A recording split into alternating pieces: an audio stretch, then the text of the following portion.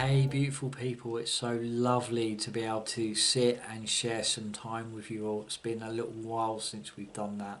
A few weeks have gone by, and over those few weeks, I've been doing a lot of deep listening.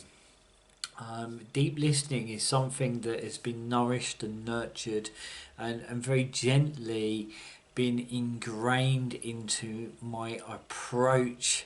If we kind of think about, is the ability to be able to sense the other world, to sense the other side of life, requires a sense of deep listening to the unseen, deep listening to what is in the subtle.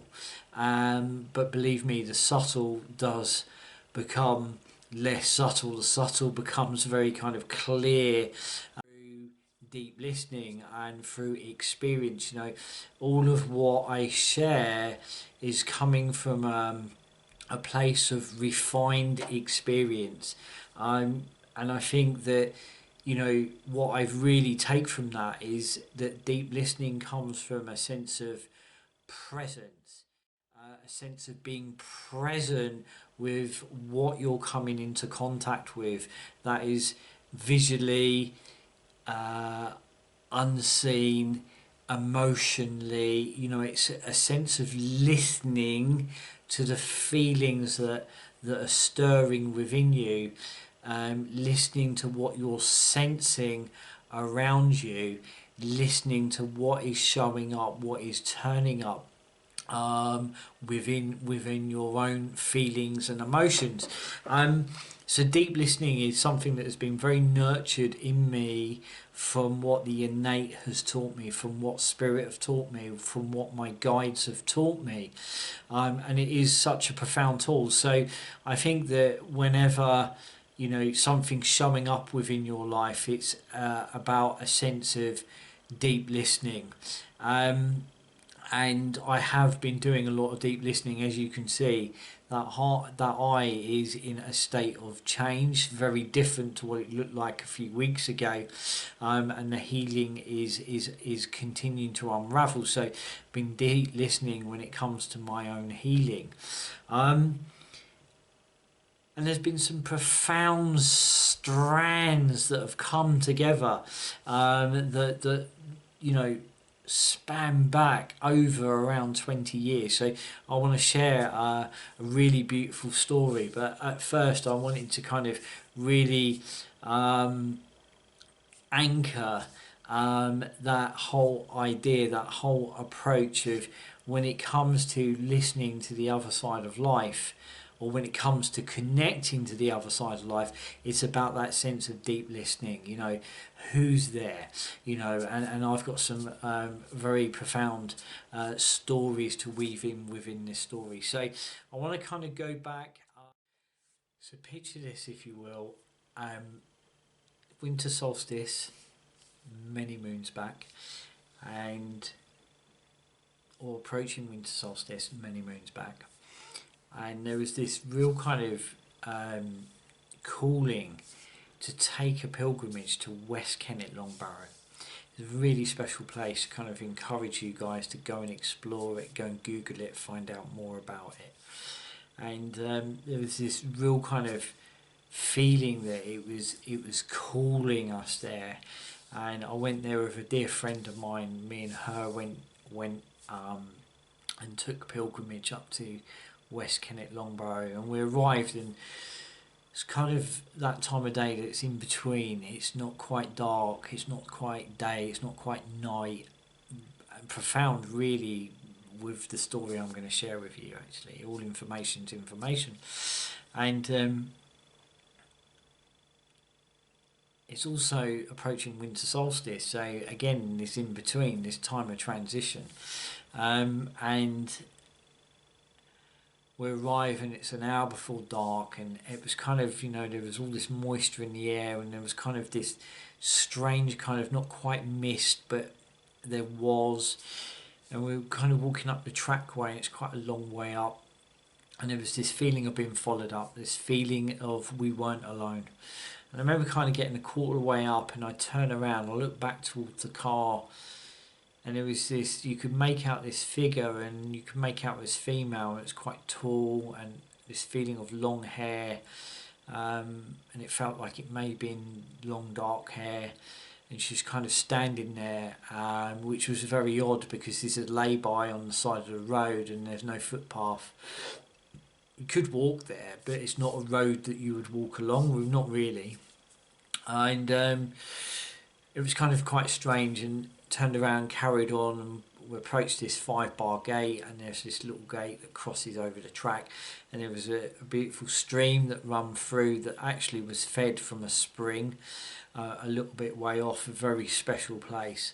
And you could see, as you look back, you could see Silbury Hill in the distance there, and crossed over this gateway, and there was there a waymarker sign because it's on the Ridgeway long distance walk footpath, and there was this waymarker, and I remember kind of pausing and then kind of going through this gate, and carrying on up the trackway, got a little bit further up, and I looked back down, and they're standing there at the gateway next to this waymarker sign. You could see this figure, and I could really kind of feel this mass amount of kind of energy, of authority, of foreboding feeling about this kind of presence that was standing there. And next to it on the gatepost was a crow, and I could feel on her shoulder a raven.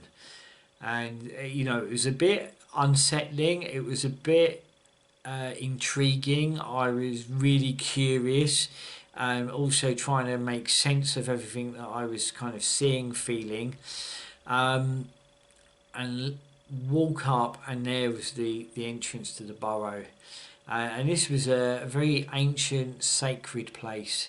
It was a place of the ancestors, and it's a burial ground, so it's the in between, it's the place between the worlds.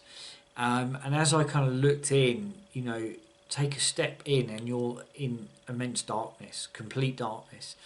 And I remember kind of standing there and taking this breath in, and knowing I felt this requirement to step into that space. And as I stepped in, I was just surrounded by complete darkness. And I just kind of stood for what felt minutes, but was probably only moments.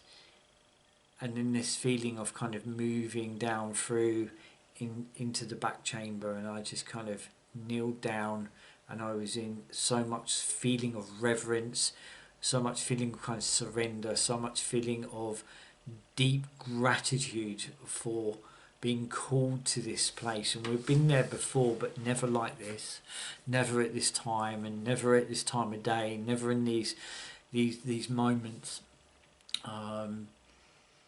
And I felt this deep sense of gratitude for what I'd seen, gratitude for where I am, but also knowing that there was this feeling of change, this feeling of this transformation, feeling of this rite of passage that I was undertaking. And I just sat in that darkness and gave thanks to all of what had guided me the whole of my life. And also to give me the strength for what was coming. And to serve. And I reached into my pocket, I took a candle, and I lit that candle, and very slowly the whole chamber just filled with light. So we went from darkness to light. And you think about where we were in time. We were winter solstice. We had a winter solstice.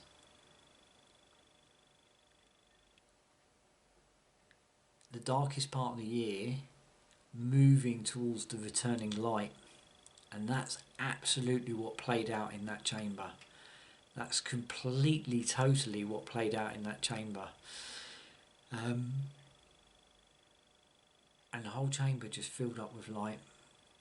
and I remember feeling completely emotional by what I just experienced, and I gently, just kind of gently stepped back. I gave thanks and I made my way out very slowly and very gently.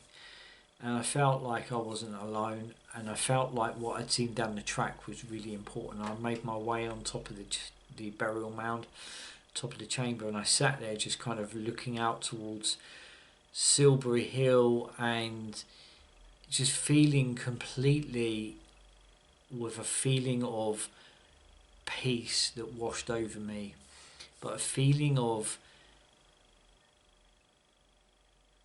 being called by this presence. Um, and I shared it with my dear friend. She said to me, you know, when we get back to Sussex, you know, I've got something I need to share with you, and I'm going to share with you. And we got back to Sussex, and she gifted me this postcard, and on this postcard was a picture and the words "the Morrigan," a picture of this lady with long dark hair, and on her shoulder was a raven. And I just looked at her in complete shock. She shared with me some of her thoughts about the Morrigan, and it mirrored everything that we'd experienced that afternoon, evening. And the thing is about the Morrigan, she is about kind of reaching inside of you and drawing out everything that no longer serves you. It's a sense of, it comes into your life, or she comes into your life with so much force and so much authority. It is profound. And I can remember, you know, her saying to me over the years, it's about stripping, this is the moral, stripping everything back to the bare bones, to the blood and bones, just completely stripping everything back to what is real, what is raw, and what is true. You know, so she comes into your world, comes into your life with so much kind of force. It's absolutely brutal, absolutely brutal at times. And within weeks, my whole life had completely transformed. You know, she is, you know, the goddess of of death and rebirth. And there I was within this. We felt this calling. We felt this calling to go to West Kennet, and it's a burial chamber. You know, it's the death and rebirth. It's the transition. It's the transformation. It's that sense of, you know, going into the darkness, and drawing out the light. You know, it was winter solstice. There's so much alchemy and so much magic when I look back on that experience. And over the years, she would come and she would show herself, and she would often show herself as standing a crossroads, and that was always information. That was always powerful message. You know, it's that change and transformation. There was layers of it, layers and layers, and profound kind of healing, unravels and unravelled. And then I can remember, you know, the years had passed, and it softened, and her relationship to me and my relationship to her had kind of, I want to say softened, but maybe that's not completely the right word. But there is a more of an ease in their journey together. And I can remember one winter solstice looking out the window, and it was setting of the sun, and I could just out of nowhere I could feel her, and there was this feeling of her walking off into the sunset, and I knew then that so much had been completed, and so much of the journey was done. And what was interesting thereafter when I felt her was when I was consulting and she was working with me and through me for those that I'm honoured to work with, and when I kind of look at that, so many of those incredible, brave, courageous people are in transition. They're transitioning one part of their life to another. There's a sense of death and rebirth. There's a sense of change and transformation. There's a sense of alchemy in play. There's a sense of everything kind of being boiled down to the bare bones, and that is at the heart of the work I do. It's that sense of deep, honest truth serves you, and it's about looking at what is not always comfortable, and embracing what isn't always comfortable. She was a profound teacher, and one that I'm absolutely honoured and humbled to be able to kind of say that, well, it just come in with force, and when I look at it, it was really hugely magical. Now, that's one half of this story.